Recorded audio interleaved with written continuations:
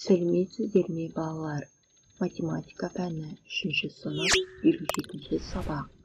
Тақырып: тік бұрышты үшбұрыштың ауданын табу. Оқу мақсаты: тік бұрышты үшбұрыш шаршы тіктөртбұрыш ауданының формуласын. S тең A көбейтілген V бөлінген 2. S тең A көбейтілген 2. S тең A көбейтілген V формулаларын шығарып алу және қолдану. Ауданы болатын нысандарды атау және ауданды өлшеуге арналған өлшемдер мен құралдарды таңдап алу. Палеткамен өлшеу. Сенің білетінің үшбұрыш түрлерімен танысасың. Тік бұрышты үшбұрыштың ауданын есептеуді үйренесің. Тақтаға назар аударайық балалар. Бұл жерде үшбұрыш геометриялық фигура берілген. Үш қабырғасы, үш бұрышы, үш төбесі бар. Енді балалар анықтаманы еске түсірейік. Үш бұрыш дегеніміз үш қабырғадан, үш бұрыштан және үш төбесінен тұратын фигураны атаймыз. Балалар есімізге түсірейікші, үш бұрыштың түрлері қандай? Тік бұрышты үшбұрыш, доғал бұрышты үшбұрыш және сүйір бұрышты үшбұрыш болып бөлінеді.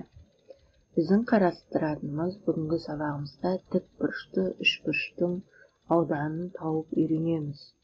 Тік бұрышты үшбұрыш бұл тік бұрышы бар үшбұрыш. Балалар, мына жердегі тіктөртбұрышқа назар аударыңыздар. Осы тіктөртбұрыштың ауданын табу үшін S тең A және көбейтілген V формуласын пайдаланамыз.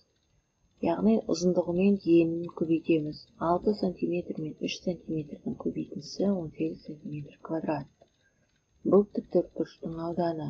Енді осы тіктөртбұрышымызды теңге 2-ге бөлсек, бізде 2 бірдей үшбұрыш, тікбұрышты үшбұрыш пайда болады. Тікбұрышты үшбұрыштың ауданын табу үшін S тең болады A көбейтілген V бөлінген 2 формуласын пайдаланамыз.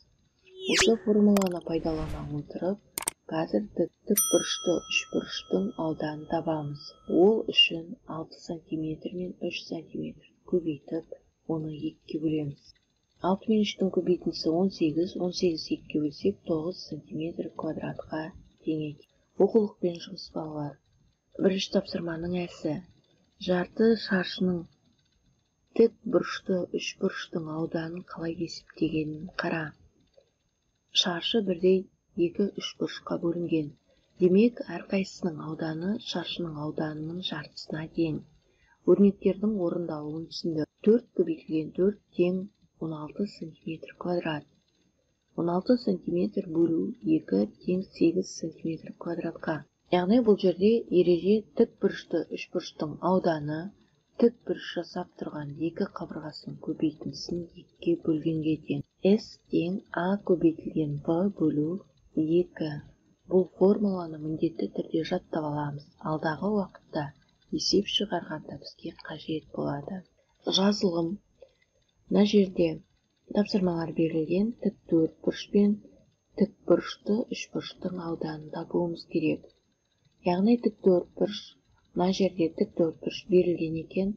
Осы тіктөртбұрыштың алдымен ауданын тауып аламыз. 5 метр және 6 метр делінген. 5 метр мен 6 метрдің көбейтіндісі 24 метр квадрат. Енді осыдан тіктөртбұрышты 2-ге бөлген. 2-ге бөлгенде тікбұрышты үшбұрыш шыққан екен. Осы тікбұрышты үшбұрышты ауданын табамыз. Ол үшін 6 мен 5-тің көбейтіндісін 2-ге бөлеміз.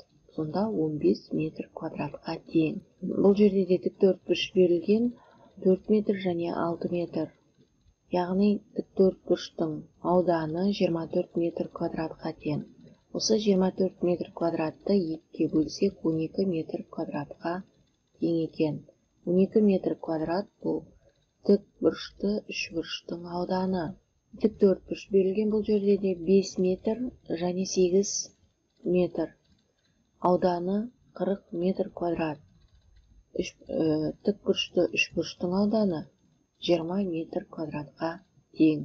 Келесі екінші тапсырма балалар. Бұл жерде тіктөртбұрыштардан қиып алынған тік бұрышты үшбұрыштардың ауданын тап дейді. Яғни, тек қана тік бұрышты үшбұрыштың ауданын табамыз. Алдымен тік төртбұрыштың жалпы ауданын тауып аламыз және оны екіге бөлеміз. Яғни 3 см мен 6 см көбейтіндісі 18 см, 18 см-ді екіге бөлсек 9 см квадратқа тең. 9 см және 5 см-дің көбейтіндісі 45 см, 45 см-ді екіге бөлсек 22 см, қалдық 1. 8 см және 4 см-дің көбейтіндісі 32 см, 32, яғни тік төртбұрыштың ауданы, енді тік бұрышты үшбұрыштың ауданын табу үшін сол 32-ні екіге бөлсек 16 см квадратқа тең екен. Бұл саяжай жері. Қоршаудың барлық ұзындығын және әр саяжай жерінің ауданын табуымыз керек. Ол үшін қоршаудың ұзындығын табу үшін периметрін тауып аламыз қоршаудың. 10 мен 6, 4, яғни мына жерде бізге көрсетілмей тұрған сан 4. Оған 3-ті қосамыз, оған 6-ны қосамыз. Және мына жағы, оң жағы саяжайдың 9 метрге тең. Жалпы осы ұзындықтарының бәрін қоссақ, 38 метрге тең екен. Енді осының ауданын тауып аламыз. Ол үшін 10 метр мен 6 метрді көбейтеміз, оған 3 метр және 6 метрдің көбейтіндісін қосамыз. Сонда 78 метр квадратқа тең. Әсі екінші саяжайдың жерінің ауданын табамыз. Бұл жерде де алдымен периметрін тауып аламыз. 10 метрге қосамыз 5 метрді. Мына жерде екеуінің ұзындығы 5 метр болады. Оған тағы 6 метр қосамыз және де 5 метр қосып 4 метрді қосамыз. Сонда ұзындығы 42 метр квадрат. Осы саяжайдың ауданын табамыз. Ол үшін 10 мен 5-тің көбейтіндісіне қосамыз 6 мен 5-тің көбейтіндісін. Саяжайдың ауданы сонда 80 метр квадратқа тең. 4-ші тапсырма. Фигуралардың қай бөлігі боялған? Бөлшек түрінде жаз, симметриялы фигураларды ата делінген. Мына жерде фигуралар берілген. Бірінші фигурамыз 7 бөлікке бөлінген екен, оның 3 бөлігі боялған. Сонда бөлшек түрінде қалай жазамыз? 7-ден 3 деп жазамыз. Бұл фигура симметриялы фигура десе болады.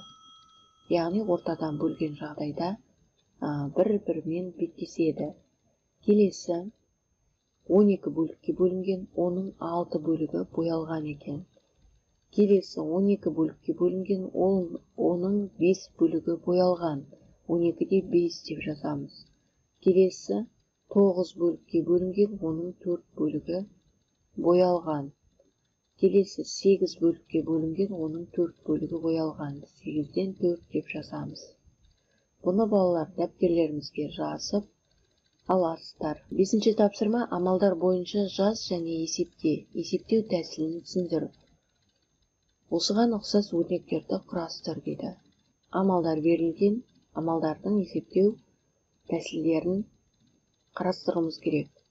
1000-нан азайтамыз 642 мен 128-дің қосындысын. Мәні 230-ға тең. Яғни осындай қылып, басқаларын да өздеріңіз орындап шығасыздар. Орындап болғаннан кейін менің орындаған өрнектің мәнімен тексересіздер. Міне балалар, осындай етіп орындап шықсаңыздар болады. Осымен балалар, сабағымыз аяқталды. Зейін қойып тыңдағандарыңызға рахмет.